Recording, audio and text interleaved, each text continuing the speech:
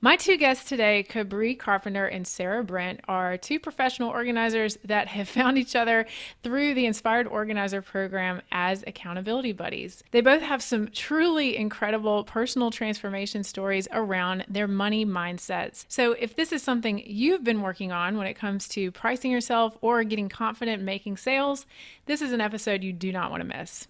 You're listening to the Pro Organizer Studio podcast with Jen Obermeyer. Thank you for joining in.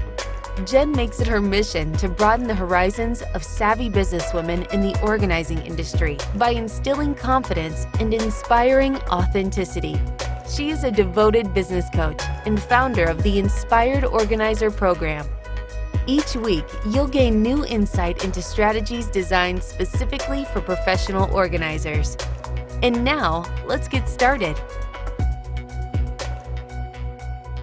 I'm so excited to have on the podcast today two of my loveliest Inspired Organizer ladies who happen to be accountability partners. It's Cabri Carpenter and Sarah Brent. Welcome to the podcast, ladies. Hi. Hello, hello. For having us. So, yeah, absolutely. This is going to be a really cool episode. Very fun because we have a really good topic, but also I love the fact that we're kind of bringing on a team to talk about it. So, first of all, I want you each to just introduce yourself and your business so everyone knows who you are and where you're from. And then we'll jump into all the juicy questions. So, Cabri, why don't you tell us a little bit about you? So I got started organizing back in November of 2017. And I have been doing that full time since then in Lubbock, Texas, and I absolutely love it. And since I have joined the Inspired Organizer group, my business has completely blown up. And now I have this biz bestie / accountability partner that pushes me and keeps me on my toes. So that helps a lot too. That's so awesome. Okay, so said biz bestie, hello, Sarah Hey, Brent. Tell us that's about me. you and your business. Love it. So I have been in business almost 5 years, actually this month, which is crazy to me. My longest career in the same profession ever. Yeah. So I'm in Central Illinois. I've been doing about 5 years. Kind of never really imagined doing this, but life just showed me the way, and people have always asked me to help them organize and make their houses feel better. And it just kind of naturally fell into my path, and it's just great. And yeah, kind of what Cabri said as well. As soon as I joined Inspire Organizer, just everything changed. I was always looking for that kind of direction with what to do with my business. And that just totally laid down the roadmap and foundation for what I really needed to be doing to really take it serious and just be able to provide my clients so much more and just a better business for them. That is awesome. That makes my heart happy. Yeah. Sincerely. So let's chat a little bit about what I mean when I'm throwing out this phrase, hey, accountability partners. Okay, so in Inspired Organizer, one of the benefits that we offer to our group, it's not required, but it's there if you want, is we will match you with a buddy who is also in the program. And so you can request someone who is maybe at a similar stage of business as you are. So if you're out there and you're like, okay, I'm kind of right at the beginning and I want somebody to kind of hold my hand together with and go through the course with, that would be a great reason to ask for a partner. Or maybe you have been in business for a while and you're really working on more advanced things. That would be something else that we can match you with. Or maybe you're just like, hey, I just want somebody else who's, like me, like I have young kids or whatever stage of life you're in. That might be another reason why you would want us to match you with somebody who's kind of specific to where you are with things. So Cabri and Sarah, got the experience of being matched by us. And, based on whatever it was that they had input into their questionnaire, put these two together. And I think that it wasn't each one of your first round through our accountability partners, because we offer to kind of match you up again every quarter if you want to. But there's something about the two of you guys that was just the right time, right place chemistry. So just tell us what is it that you have in common that has brought you so close together? Oh, I say we both just we want our businesses to take off, and we just want to be kick ass in our business, I feel like. And that's Love what that. I remember requesting. I don't care where they're at in their business. I just want them to be serious and like really be taking actionable steps to just keep growing and like kind of the sky's the limit type of thing, but realistically, not like just doing crazy things all the time, like realistic steps. So. Love that. What about you, Cabri? During our first video chat where we were like talking to each other and finding out more about our business and stuff, we kind of had a moment where we were like, are you thick-skinned? Can you handle someone just like pushing all your buttons and just telling you that's a crap idea or it looks terrible or whatever? And we both agreed, we're like, we can handle it. We just need someone to be that person and step up and help us make those decisions. And so we have good chemistry in that sense, to just be able to tell each other like, that's just not going to work. Or that's a really good idea. You should capitalize on that. And so it goes back and forth. It works. Oh, I love that because everybody has a little bit different like motivation style and feedback preference. It's good when you can find someone who you trust to like give you that tough love kind of moment, right? That's nice. Yes, definitely.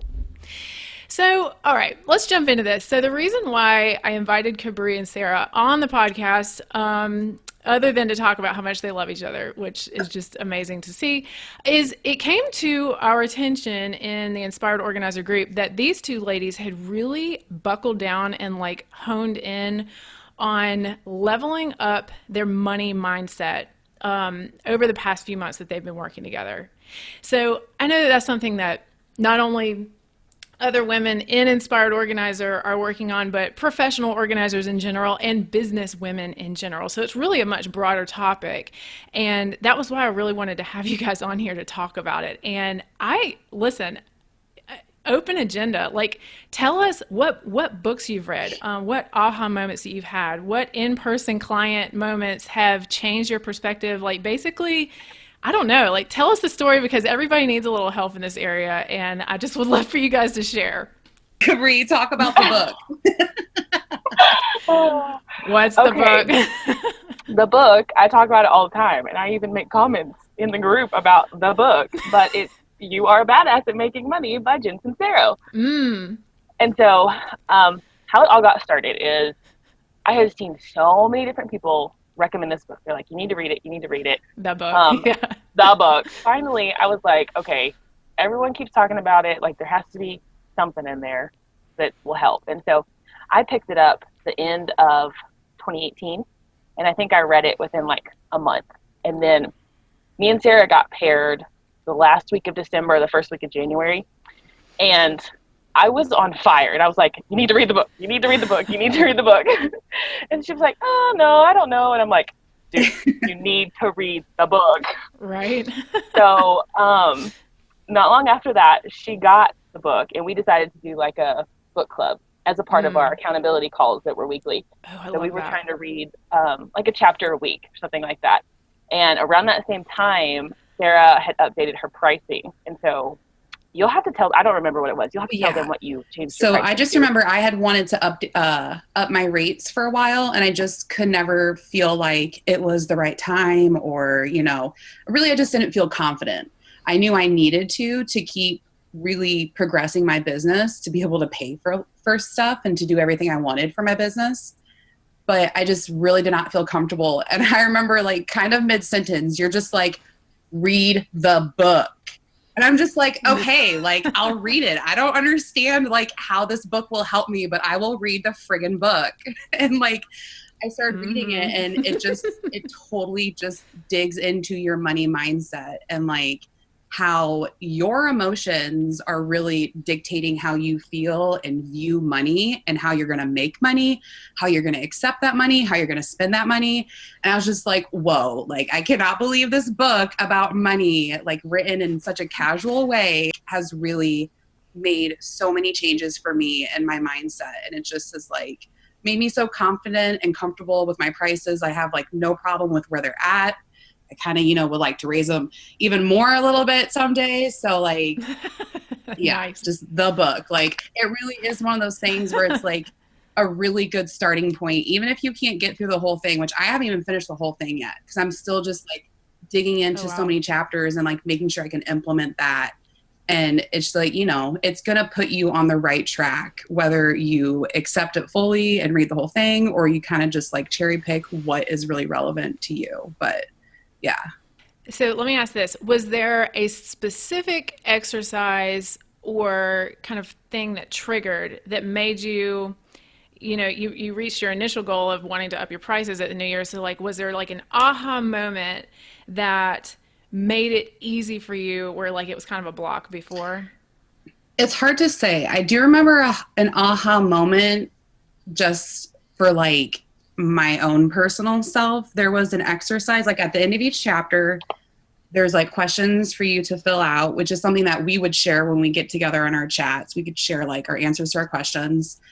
And it really was asking about like, when you think about kind of your family or your childhood, what are the three like kind of money terms that come to mind? And it was like broke, basically all that really stood out was broke.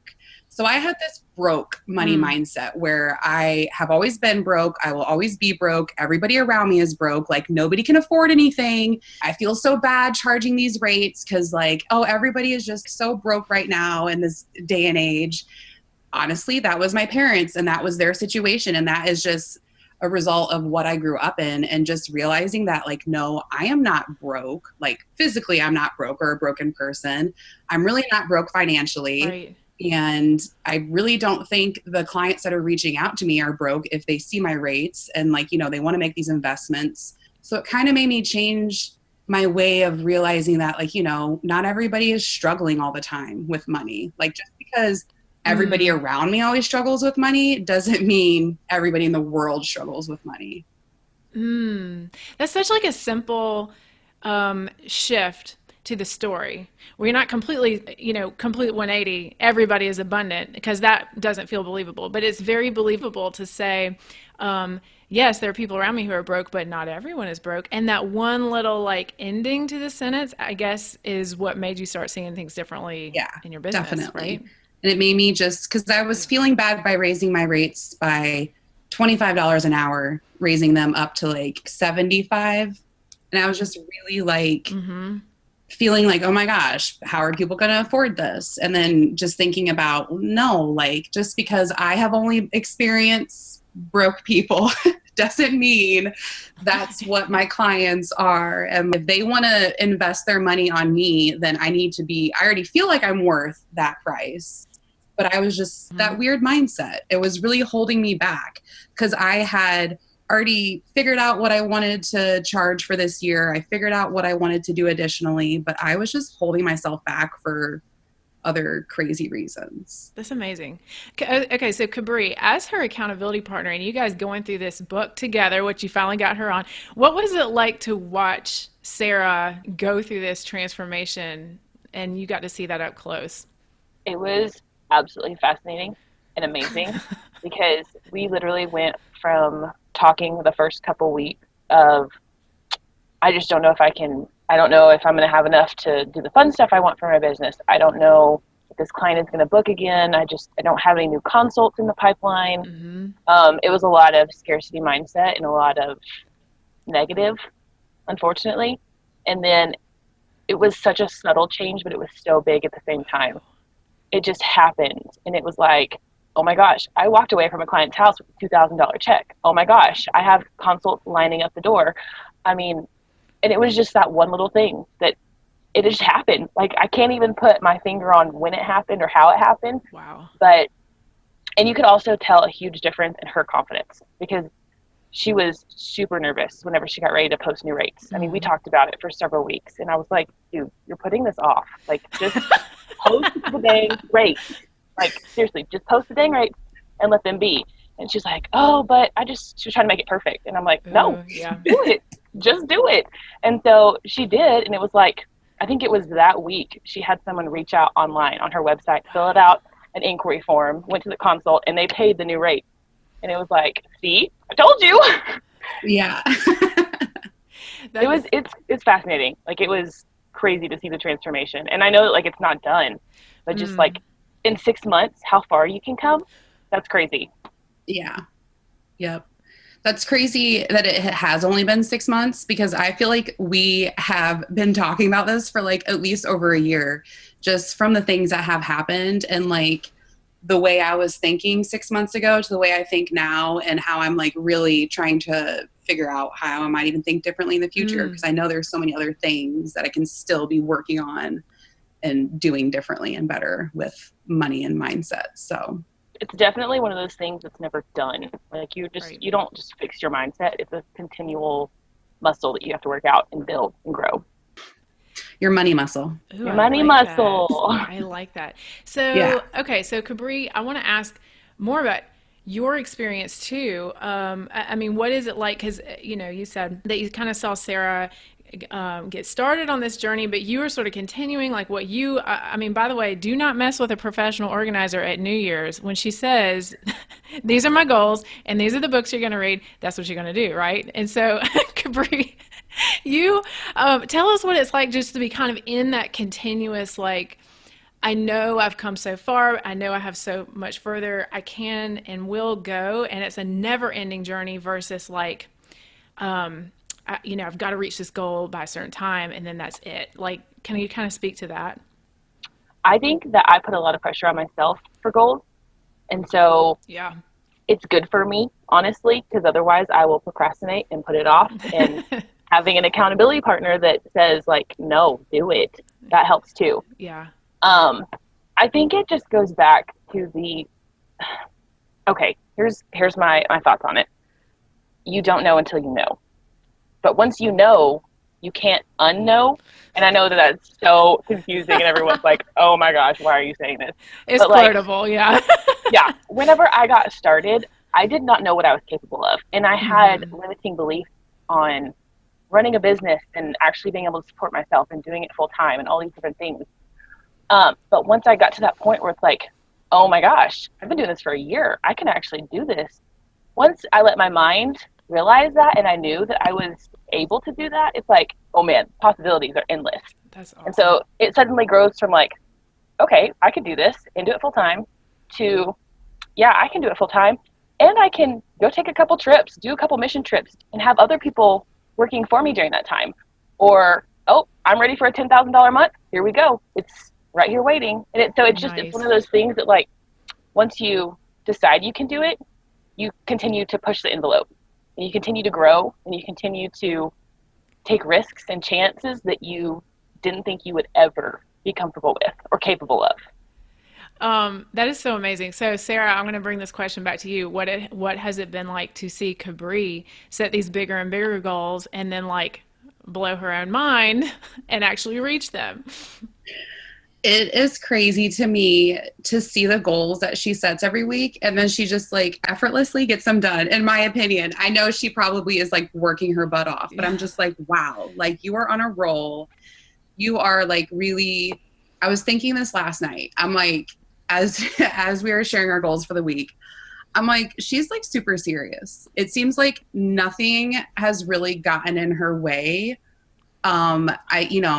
She just went on a mission trip to Thailand. She had like car issues, like she's had like family stuff, like emergencies and stuff. And it just seems like, yeah, that stuff comes up, but like her focus still has not diverted from my business and being super like serious about it and just keep growing it. Like, I just feel like there's never been a stagnant moment where she's just like, I'm fine for now.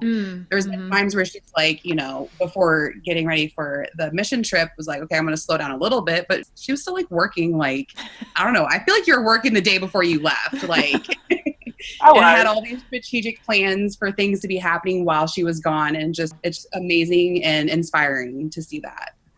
That is awesome. So I have been blessed, I think, Cabri, to see, I've known you since the beginning of your business, right? And now, Sarah, I didn't know you since the very beginning of your business, but like, Cabri, if you could think back to yourself, like what one little tip would you be like, you have no idea right now this is going to happen, but you know what I mean? Like, what would you tell yourself, like your past, like if you had known then what you know now, like, could you have even been prepared for just how well you are doing?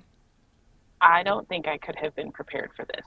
There's nothing in my life that has prepared me for this.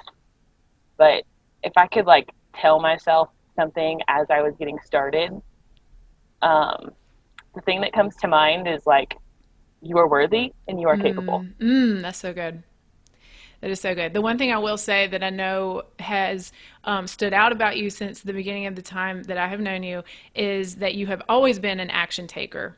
Like, you don't wait around for, the extreme perfectionism. Like, you've always been, I think, really good at just getting started and just moving forward. And that seems to apply even when it comes to something like reading the book, reading You Are a Badass. I know there's a lot of people who read all kinds of self-help books, but they don't ever actually implement it. And I think that that's what's really awesome about you. And I love we get to hear the story of how you have actually inspired Sarah to do the same thing. It's a huge effect. So we just have to love on you for how awesome that is. Well, thank you. I appreciate it. Yes, you are awesome. It's funny because when you get a new accountability partner, it's like a blind date. That's why I told you. You set us up on our first blind date. But it's like, about these people because you're in the same group. If you see what kind of posts they have. And I totally agree. Like, I always thought, dang, Cabri is like an action taker. Like, she goes for it, doesn't wait for things to be perfect, just it needs to be out there. People need to see this, they need to see me, and she just goes for it, and I love that. I go for it, but don't ask me how many times I have changed my logo or my brand colors because, good Lord, that's a list a mile long. That's funny. I can relate to that. Okay, so Sarah, same question to you. Now I know, like you said, you've been in business a little longer, but it took you some time before you decided you were really serious about it. So what tip would you give yourself, if you could, your newbie beginner self, and maybe someone out there can really take it and apply it in their situation? So I definitely had a lot of personal struggles my first couple of years. And I think it really all came down to my own confidence and I knew I had a gift, but I just still wasn't confident that people would be paying me for it or would trust me and my professional expertise. But I just had to realize that, if people are already on my website, reaching out to me, calling me, they want that, they need that, and they are putting it all out there, and we just have to accept okay, yes, I do have these gifts and abilities that other people don't. And people do want my service. They do want me to be this magical organizing fairy and come in and make their lives so much better.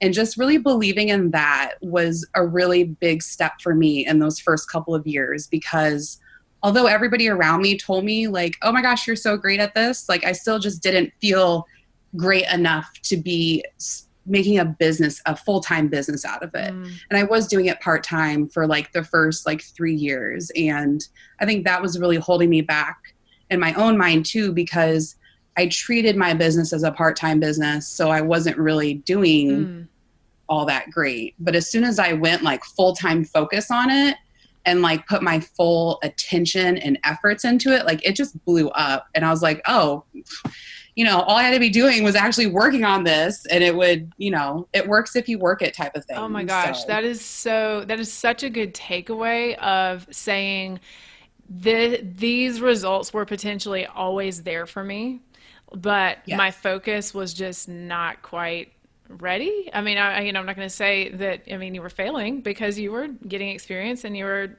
at the level that you wanted to be. But when you made that decision, then those clients who could afford it, who were not broke, they're there. It's it's almost like you have to put that signal out first, right? Exactly. I think it was, somebody was talking about elevator pitches once and about how nervous they were. And someone's response was just, when you take your business serious, you talk about it seriously and other people take it serious. And I was that just hit me. Cause I was anytime people ask me for any type of elevator pitch, I'm just well, I organize people's closets. Yeah. And now I'm just no, I just sound nothing like that. I'm just I'm a home organizer. I help people go through their stuff. I help people move, declutter, all that. And as soon as you view yourself and your business and your service seriously, other people take you seriously. And it's just crazy. That's so good. So, Cabri, what about you? Do you feel like there has been a difference in how you talked about your business from when you started to now? Oh, definitely. When I first got started, I kind of did the same thing that Sarah was doing. I was just like, oh, yeah, I'm kind of like Yeah. organizing, but kind of don't really know what I'm doing. And I don't know, it was a hot mess. And so over time, I've become more confident in it to where I can say it with confidence. And I mean, I can go into a consult and because my mindset has changed, like if they buy, awesome. If they want to buy a Hmm. package, cool. If they don't, like this does not mean I'm a bad person or that like I don't deserve it. I'm not Mm. holding my worth to that dollar amount, but I've also been able to drop that number, whatever it is, and Uh-huh. say, yeah, this package is going to be X amount and be confident enough in myself to say like, I can walk away from this. Whereas Yeah. before I was like, oh my gosh, please buy from me. Like you need to get organized and I need to pay my bills. Right. Yeah. And now it's like, I'm going to be fine regardless. Like, Yeah. and it's just that confidence of doing it the first time after I raised my prices. I walked into a consult. I was like, oh my gosh, like I can't, like, I was so nervous, but I have my little high vibe playlist that I listen to right before a consult. And Ooh. I walked in, killed it, walked away with like a check for a couple $1,000s. And I was like, it's another one of those things. Like once that happens and you know that you're capable of it, it's hard to walk away from. Because the next time you go to a consult, you're like, I know I'm capable to do this. I can do it again. And I can do it for more next time. Oh my gosh, I could not agree more. It's like one of the best feelings in the world because you're like, nobody can take this away from me now. Yep. Never. Like I know how to sell a thing. And it's Yeah. and you take it with you anywhere. Terry, you should tell Jen about the piece in the book about like not taking on other jobs. So something else that I realized was just like really pivotal in my business was when I stopped taking all these random odd jobs that were no way related to my business, but I felt like I need to support me and my family. I need Mm-hmm. to pay bills. Like if I don't have clients coming in, then I need money coming in somehow. And I had for, like I said, that first like 3.5 years, I had a part-time job or a full-time job the whole time. Sometimes I was okay with it because it was just a transitional period, but like a lot of the times I just felt like I needed to provide more. And like you hear all about like, the hustle and like entrepreneurs have like multiple passions, so they should have multiple revenues and stuff like that. And like I don't like that was totally my life for so long. But then I realized reading through You're a Badass at Making Money, like so many of those jobs were nowhere near the pay of what I make in my organizing business. They were taking so much more time, effort, energy, everything out of me. Like one time I went back to delivering pizzas and like I made really good tips, but like I hate working in a kitchen environment. Like it is so just toxic to me and not where I want to be anymore in my life. And I just really felt the burnout. Even if I'm only working like a couple of shifts a week, I was burnt out from the emotional investment in these odd jobs. Mm-hmm. And I always also felt like if somebody approaches me, they're like, hey, especially old coworkers of mine or managers, they would reach out to me, be like, I have this position open. This is the pay, blah, blah. Would you be interested? I always thought that was like a blessing and a gift from God. Like, oh, here's a new like avenue for me. Like, this is great. This was laid in my path. Mm-hmm. But just because something is offered to you doesn't mean you have to take it. And like, I recently had that happen with a lady I used to work with. She found me on Facebook, messaged me, said the nicest things, asked if I wanted to come work for them full time. And I'm just like, I'm flattered. Like, I miss you guys, but this is my business. This is my full-time business. Like, I didn't go into the really in depth, like, I'm not doing any more part-time jobs anymore, like, anything like that. But like, I realized how those things were distracting me, all those little like, babysitting gigs, part-time jobs, like anything and everything that wasn't my business. I was like, hey, if somebody wants me to do it and it'll make me $15 an hour, I'll do it. But $15 an hour is nowhere near what I charge for organizing. And I'd rather go organize 1 or 2 sessions a day and like make 5 times that amount and be more fulfilled in what I'm doing and really just feel better about the money I'm making and feel better about how I am providing for myself and my family now. Like I'm doing what I love. I'm doing how I feel like I'm supposed to be helping people in the world. And it just, at the end of the day, I feel so much better than at the end of a day, like babysitting my friends' kids during the summer. Like, so like, and they still all ask, you know, that was such a big part of my life, just helping people whenever I could. I would always pay for it. And they still ask for that. But I'm just like, no, super serious about this right now, full time with this right now. And they all respect that. And I think it really just also shows them how serious I am about this business even more. So, God. Okay, that whole segment was so powerful on so many levels, because I know that you are not the only person out there. Because, you know, when you have like the heart of somebody who wants to be helping and you actually want to be in a service business, which makes you great at being an organizer, it also makes you susceptible to all those little things that people are used to you saying yes in the past. And so I can sense that is a very hard cycle to break out of. I know, because I've been through like the multiple side hustle stage, like where I'm like, this is the only way I can survive, because that just seemed to me to be the safest route, and yet was quickly leading to burnout and a lack of commitment to any one thing. So just hearing you talk about breaking out of that cycle, I mean, that's a leap that I'm sure there are lots of women listening to this that are like desperate to make, or maybe have not even realized yet that they need to make, and now they get to hear you talk about it. I mean, thank you so much for sharing that. Yeah. Yeah. It was like definitely something that needed to be a cycle that needed to be broken for me. And I feel like, especially in the women entrepreneur world, we are encouraged to have all these side hustles and to just be like, you know, these boss babes, which we are boss babes, but it doesn't mean that we need to try to monetize every single passion, gift, or ability that we have. Oh, that's so good. And that's something that I always wanted to do, because I am an entrepreneur at heart. Yeah. So you just like get this itch, like, oh my gosh, I'm really good at this. Like I could charge money for this. And like, if just creating business ideas was my job, that would be great too. But like, I really want to organize full time. So I can't, I was distracting myself. And I really just always had this facade like, oh, but it's for something good. It's for more income and, you know, stuff like that. But I was like the bigger distractor to myself than anything else. And I just had to like realize, okay, I can't keep diverting my attention to 5 different things and expecting 5 things to succeed, because it wasn't. Everything was like half done or just not really getting to the next level that it could have been. So I just had to take it all back and focus on one. And yeah, and that's where I feel like the biggest growth happened with my business, going from just like, you know, a couple of clients a month, things just randomly trickling in, to like, as soon as I did that, my fall was completely booked. My winter was booked. My spring was crazy. And usually summer is like really kind of iffy, but it's been steady. And it's just that's awesome. A full year of like steadiness for me. And it's just, it feels great.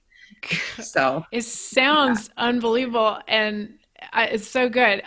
Cabri, you had a similar experience, right? With getting offered a job that seemed really enticing, and tell us what happened with that. Well, it actually started out as organizing. It was a company that had a warehouse here, and they wanted help organizing the warehouse, completing and conducting an inventory. There was a little bit of like process and procedure work for the warehouse to be maintained. And so I went to the consult just thinking like, this is another organizing job. Came up with it's kind of a custom thing because it was such a large job. Yeah. Came up with a custom proposal for them. And after about a week, I hadn't heard from them. I reached out, followed up, and they're like, do you have any interest in like doing this, like being our warehouse and process person at all? And I'm like, well, that's what I do, but I don't want to do it for you only.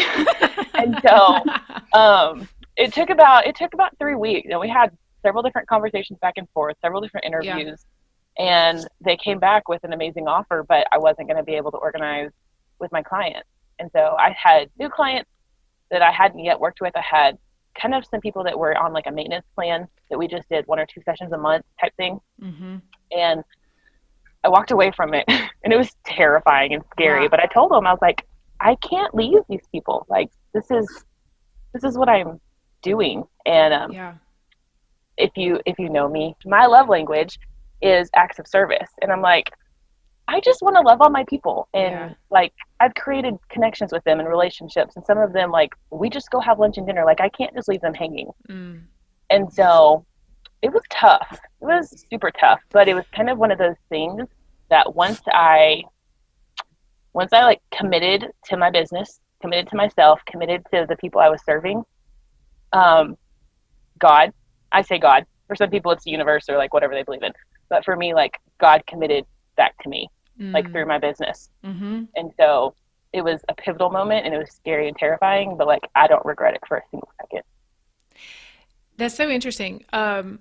Now, did that happen? Did that happen before or after kind of your New Year's like money mindset? Like, I'm all in, I'm gonna do this book study. Was that before that or during that?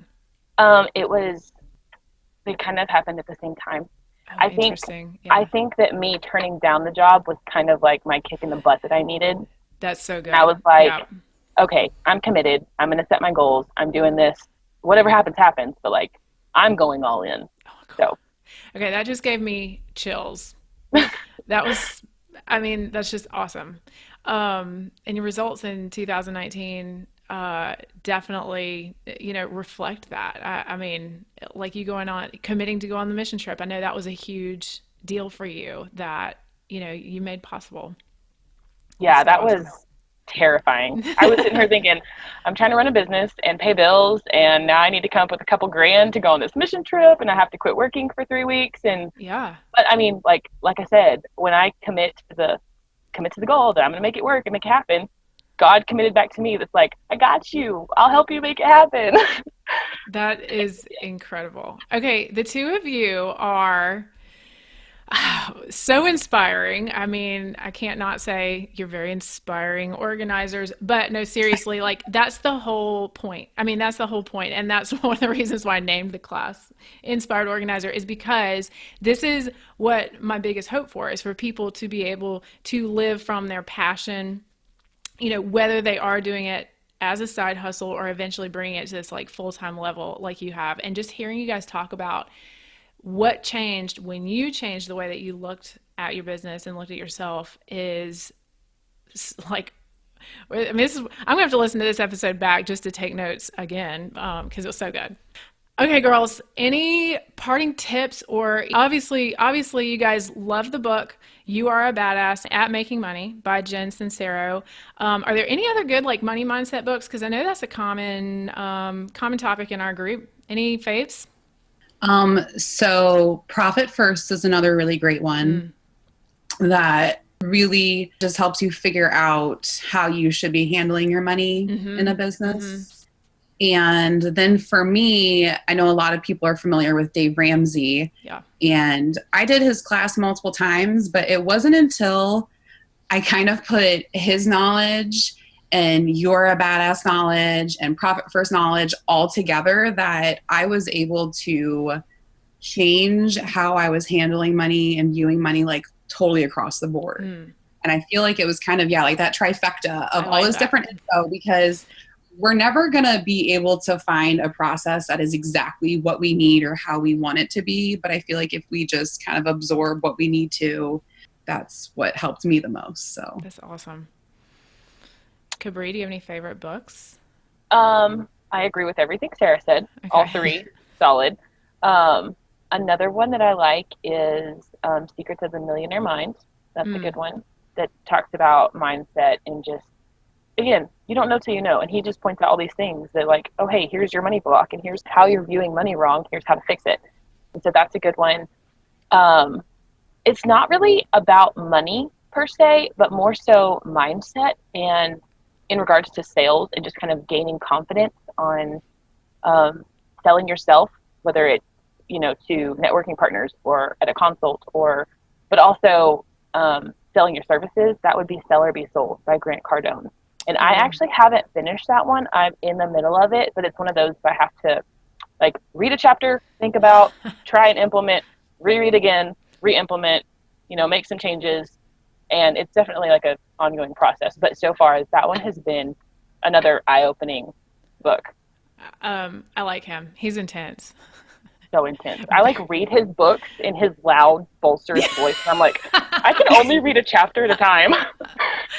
No, I totally feel you. Let me share a quick recommendation. I'm always working on money mindset stuff too. I'm very inspired by you guys to make more of a commitment to it. But I love, this is a podcast, not a book, Brooke Castillo's Life Coach School podcast. She talks about money and mindset and catching yourself in those negative thoughts. And that's a common recurring theme on her shows. And I have found this really helpful. And I'm probably like a lot of you guys, I'm a big podcast person because I can sort of absorb it while I'm driving or walking or whatever. And she has really good stuff too about just, noticing what the story is that you're telling yourself in your everyday life.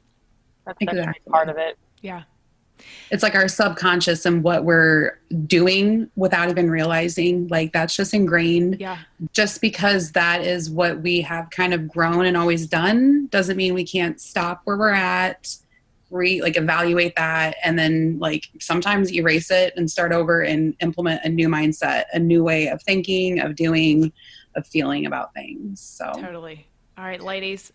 We're going to have to do another check-in podcast in 6 months or a year and be okay, whatever happened with Cabri and Sarah? Did they reach their goals? Of course. Okay, y'all are awesome. I'm so glad that we have you as part of our group, and I'm so glad that you have each other.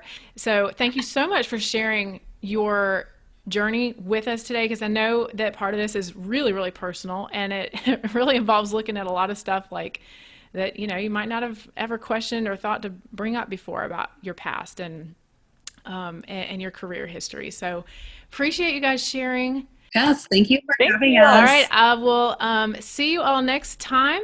And if you have not joined yet, we do have a free Facebook group just for podcast insiders. So if you want to, get the latest updates on what episodes have just come out or which ones are coming up next, come on in. Facebook, Pro Organizer Studio Podcast. Thank you all. Talk to you later. Thank you for listening to the Pro Organizer Studio Podcast. If you'd like to learn more about time-saving services and resources for professional organizers, visit www.proorganizerstudio.com. And if you'd like to get Jen's roadmap to success for launching and growing your professional organizing business, go straight to www.poroadmap.com.